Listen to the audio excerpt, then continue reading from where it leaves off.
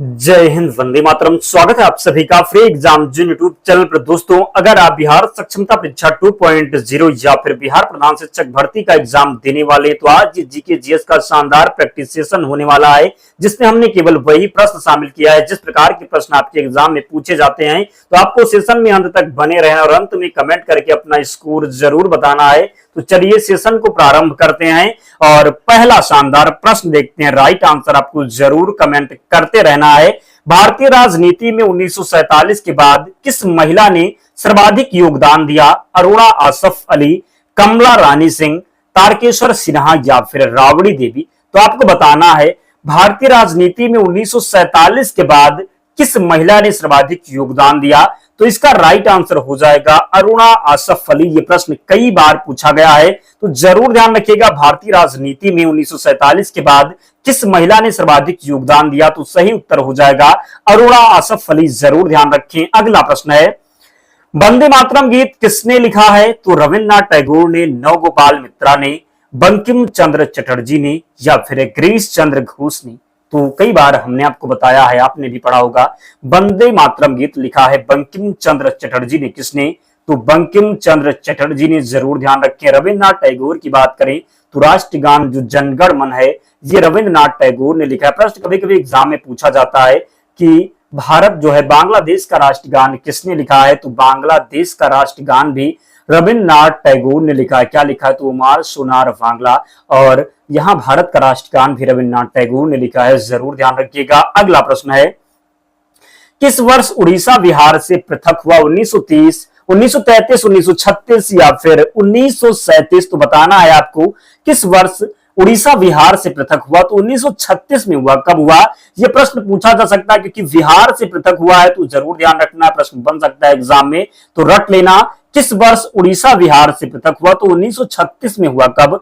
तो 1936 में हुआ। ध्यान रखना है। अगला प्रश्न है, स्वदेश वाहिनी के संपादक कौन थे? सीवी रमन, सीएन मुदलियार, के रामकृष्ण या फिर सीआर रेड्डी? ध्यान रखना है, ये संपादक कौन थे? तो इसका राइट आंसर हो जाएगा के रामकृष्ण। कौन? तो स्वदेश वाहिनी के संपादक थे के रामकृष्ण। जरूर ध्यान रखें। अगला प्रश्न है, निम्नलिखित में किस भाषा में द इंडियन ओपिनियन पत्र नहीं छापा जाता था?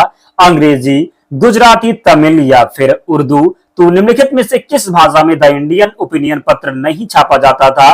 तो इसका राइट आंसर है उर्दू। बाकी गुजराती, तमिल और अंग्रेजी में छपता था, लेकिन उर्दू में नहीं छपता था। ध्यान रखिएगा। अगर आप बिहार स्पेशल अभी नहीं पढ़े हैं तो हमने वीडियो करवा के रखा है। एक वीडियो में जितने बिहार स्पेशल से प्रश्न पूछे जाते हैं सब हमने कंप्लीट करवा दिया है। तो चैनल में जाकर के आप जरूर देख लेना, या आप यूट्यूब पर सर्च करेंगे Bihar special by free exam zone, आपको मिल जाएगी वीडियो। आप एक वीडियो देख लेंगे, मैं विश्वास दिलाता हूं बिहार स्पेशल से एक भी प्रश्न एग्जाम में बाहर नहीं हुए। या फिर हम डिस्क्रिप्शन बॉक्स में लिंक दे देंगे, आप लोग देख लेना।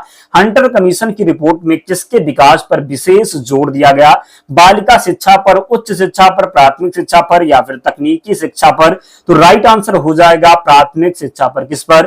तो हंटर कमीशन की रिपोर्ट में किसके विकास पर जोर दिया गया? तो प्राथमिक शिक्षा पर। किस पर? तो प्राथमिक शिक्षा पर। जरूर ध्यान रखें। अगला प्रश्न है, किस एक्ट के द्वारा भारत के गवर्नर जनरल को अध्यादेश जारी करने की शक्ति प्रदान की गई?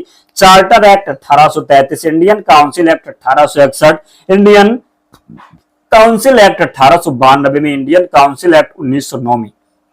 तो इसका राइट आंसर हो जाएगा किस एक्ट के द्वारा भारत की गवर्नर जनरल को अध्यादेश जारी करने की शक्ति प्रदान की गई? तो इंडियन काउंसिल एक्ट 1861 इसका सही उत्तर हो जाएगा। निम्न में से किसने सर्वप्रथम प्रेस सेंसरशिप लागू की थी? वेल्जली ने, हेस्टिंग्स ने, जॉन एडम्स ने, डलहौजी ने? तो राइट आंसर हो जाएगा, कई बार हमने बताया वेल्जली ने। इनमें से किसने सर्वप्रथम प्रेस सेंसरशिप लागू की? तो फर्स्ट ऑप्शन का चयन जिसने भी किया है सही उत्तर हो जाएगा। ध्यान रखिएगा। अगला प्रश्न है, निम्नलिखित में सबसे बाद में क्या हुआ? हड़प नीति, बंगाल विभाजन, अस्थायी बंदोबस्त, सहायक समिति? तो इस प्रकार के प्रश्न एग्जाम में पूछे जाते हैं। तो डेट आपको ध्यान रखना। अगर जब तक आपको डेट नहीं पता होगा कि कब क्या हुआ, तो आप सही उत्तर नहीं कर पाएंगे। तो निम्नलिखित में से सबसे बाद में क्या हुआ? तो हड़प नीति की बात करेंगे तो कब हुआ? हड़प नीति की शुरुआत कब हुई? तो 1858 में। कब? तो हड़प नीति की बात करेंगे तो 1858 में। बंगाल विभाजन की बात करेंगे तो 1905 में। कब? तो बंगाल विभाजन 1905 में। अस्थायी बंदोबस्त की बात करेंगे तो कब? तो 1793 में। कब? तो 1793 में। अस्थाई बंदोबस्त, बात करेंगे सहायक संधि की, तो सहायक संधि कब, तो 1798 में। कब, तो 1798। तो इसमें से सबसे पहले जो है सबसे बाद में क्या हुआ, सबसे पहले अगर यहां पर पूछा होता तो कौन सा हो जाता, तो 1793 यानी कि अस्थाई बंदोबस्त। लेकिन यहां पर पूछा है कि सबसे बाद में, तो 1858 में हड़प नीति, बंगाल विभाजन 1905 में, अस्थाई बंदोबस्त 1793 में, सहायक संधि 1798 में। तो बंगाल विभाजन जो है सबसे बाद में हुआ। कब हुआ, तो सबसे बाद में हुआ। निम्नलिखित में से सबसे बाद में क्या हुआ, तो बंगाल विभाजन हुआ। अगला प्रश्न है, भारत का अंतिम गवर्नर जनरल कौन था, सी राजगोपालाचारी, राजेंद्र प्रसाद माउंटबेटन, केनिंग। तो भारत का अंतिम गवर्नर जनरल कौन था, तो सी राजगोपालाचारी। कौन, तो सी राजगोपालाचारी, ध्यान रखना है। अगला प्रश्न है, गबन और गोदान दोनों एक ही लेखक की रचना है, उनका नाम क्या है। वैसे ये हिंदी की रचना है, लेकिन ये प्रश्न जो है जीके में भी पूछ लिया जाता है, क्योंकि पूछा गया है इसलिए हमने लिया है। गबन और गोदान दोनों किसके कह सकते हैं, किस लेखक की रचनाएं हैं, तो दोनों उपन्यास हैं, रविन्द्रनाथ टैगोर, मुंशी प्रेमचंद, कालिदास या फिर निराला। तो मुंशी प्रेमचंद की हैं कि कौन, तो गबन और गोदान। रविन्द्रनाथ टैगोर राष्ट्रगान लिखा है, गोरा नाम की इसने लिखा है, किसने, तो रविन्द्रनाथ टैगोर ने। कालिदास रघुवंशम, निराला को आपको कमेंट करके बताना है। अगला प्रश्न है, बनारस हिंदू विश्वविद्यालय के संस्थापक कौन थे, डॉक्टर राधा कृष्णन, गांधी जी, मदन मोहन मालवीय या फिर इनमें से कोई। तो बनारस विश्वविद्यालय की स्थापना 1916 में, संस्थापक कौन थे, तो मदन मोहन मालवीय थे, ध्यान रखिएगा। अगला प्रश्न है, इनमें से कौन भारत में मुसलमान की उच्च शिक्षा के लिए पथ प्रदर्शक बने, आमिर अली, बदरुद्दीन तैयब जी, सैयद अली खान, सर सैयद अहमद खान। तो इसका जो राइट आंसर है, निम्नलिखित में से कौन भारत में मुसलमान की उच्च शिक्षा के लिए पथ प्रदर्शक बने, तो राइट आंसर हो जाएगा सर सैयद अहमद खान। कौन, तो सर सैयद अहमद खान, ध्यान रखना है। अगला प्रश्न है, निम्नलिखित विद्रोह में किसको बंकिम चंद्र चटर्जी ने अपने उपन्यास आनंद मठ में उल्लेख कर प्रसिद्ध किया है, भेल विद्रोह, रंगपुर तथा दीनापुर विद्रोह, विष्णुपुर तथा वीरभूमि विद्रोह या फिर सन्यासी विद्रोह। तो राइट आंसर हो जाएगा सन्यासी विद्रोह। निम्नलिखित विद्रोह में किसको बंकिम चंद्र चटर्जी ने अपने उपन्यास आनंद मठ में उल्लेख कर प्रसिद्ध किया है, तो सन्यासी विद्रोह को ध्यान रखिएगा।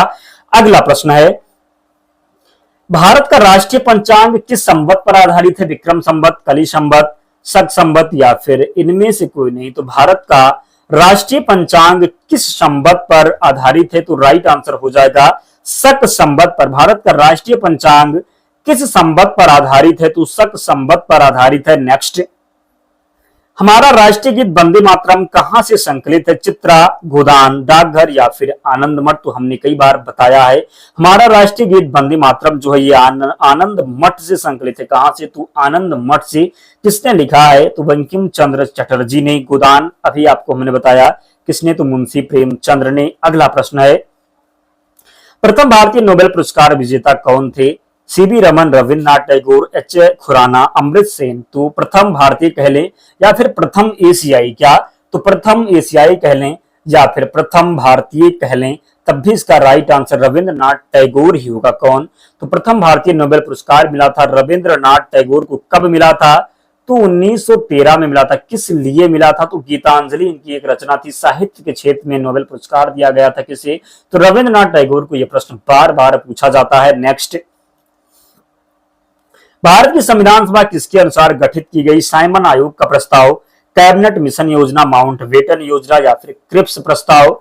तो इसका जो राइट आंसर हो जाएगा कैबिनेट मिशन योजना के तहत। किसके तहत, तो कैबिनेट मिशन योजना के तहत जो है संविधान सभा का गठन किया गया। तो राइट आंसर हो जाएगा कैबिनेट मिशन योजना, ध्यान रखिएगा।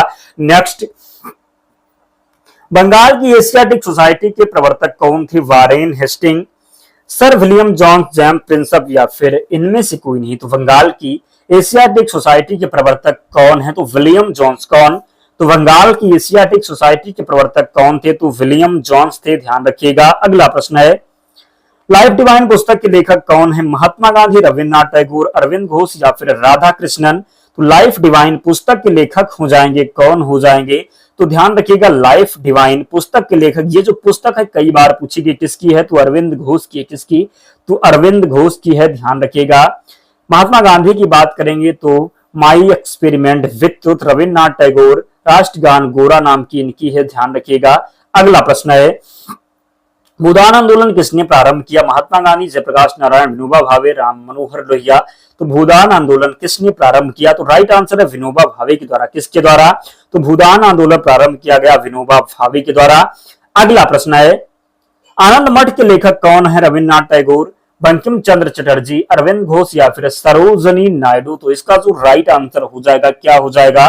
तो आनंद मठ के लेखक जो हो जाएंगे, सही उत्तर है बंकिम चंद्र चटर्जी। कौन? तो बंकिम चंद्र चटर्जी। नेक्स्ट, अमृत बाजार पत्रिका की स्थापना किसने की? गिरीश चंद्र घोष, हरीश चंद्र मुखर्जी, एस.एन. बनर्जी, शिशिर कुमार घोष। तो अमृत बाजार पत्रिका की स्थापना किसने की? तो राइट आंसर इसका हो जाएगा शिशिर कुमार घोष। किसने? तो शिशिर कुमार घोष ने अमृत बाजार पत्रिका की स्थापना की। अगला प्रश्न है, नागरिक सेवाओं के लिए प्रतियोगी परीक्षा प्रणाली को सिद्धांत स्वीकार कब किया गया? तो राइट आंसर हो जाएगा 1853 में। कब?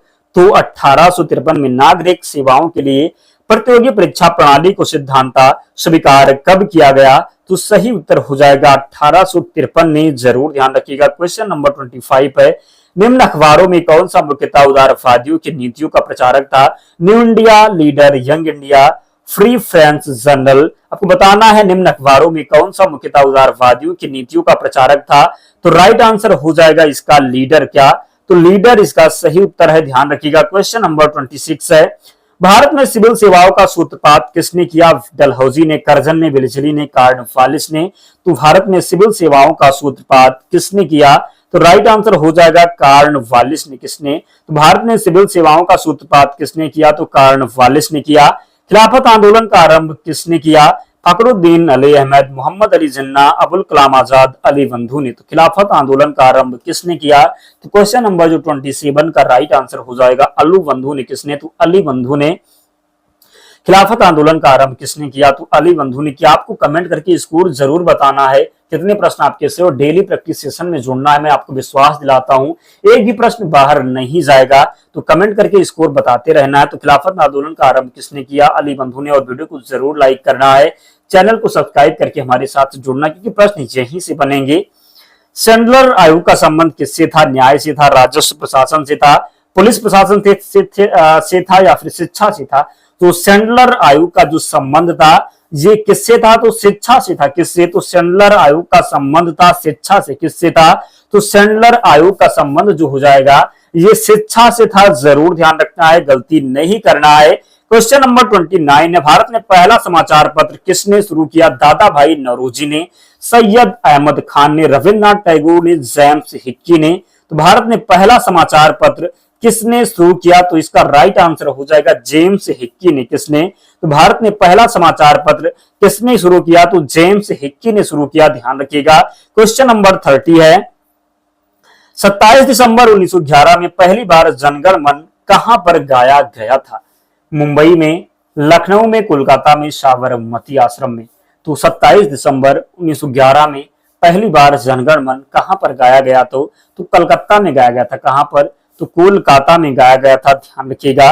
27 दिसंबर 1911 में पहली बार जनगण मन गाया गया था कोलकाता में। कहां पर? तो कोलकाता में गाया गया था। ध्यान रखिएगा, गलती नहीं करना है। क्वेश्चन नंबर 31 है और अंतिम प्रश्न दोस्तों। तो इसका प्रश्न आपको, जो इस प्रश्न का राइट आंसर आपको कमेंट करके बताना है। आपको ऐसे लिखना है कि 31 का ये सही है, बी सही है, सी सही या फिर डी सही, इस प्रकार आपको लिखना है।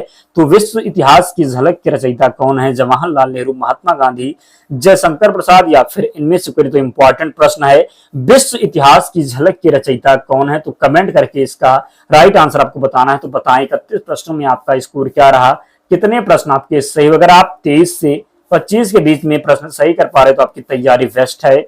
आपको बस रिविजन करने की जरूरत। अगर आपने 30 से आपका प्रश्न कम प्रश्न सही हुआ, क्योंकि आज पहला प्रैक्टिस सेशन था तो नॉर्मल प्रश्न में लिया था, आसान प्रश्न थे, तो आपके 23 से 25 प्रश्न जरूर सही होने थे।